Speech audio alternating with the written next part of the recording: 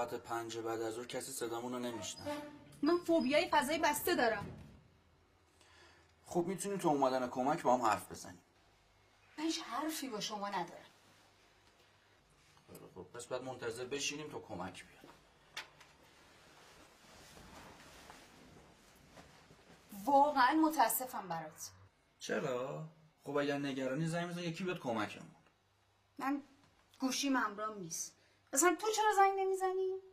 منم گوشیم خاموشه. باتریش تموم شده. میگم اگه هوا تموم شه چی؟ هوا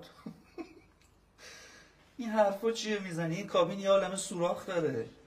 تو مثلا مهندسی؟ خب پاشو ببین چجوری میتونیم این جهنم دره بریم بیرون. شوخی میکنی؟ من مهندس کشاورزی ام. بعدشم این وره در با دست خالی من چیکار میتونم بکنم؟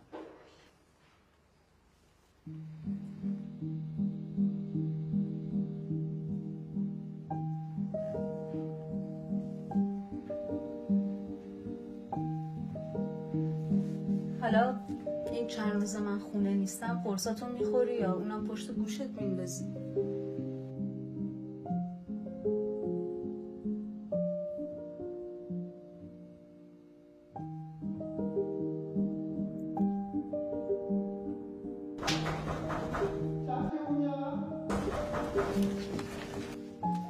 آقا رضا ما اینجا گیر کردیم، میتونی کاری کنی؟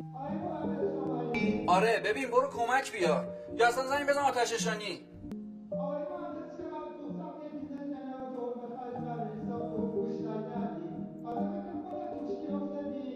خیلی خوب ببین برو کمک چیزی بردار به ما خیلی وقت اینجا مودیم. یهو هوا تموم میشه.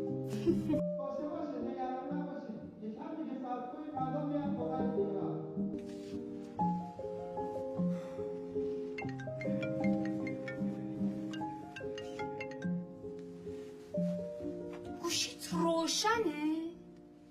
مسخره ما اینجا گیر کردیم وقت تو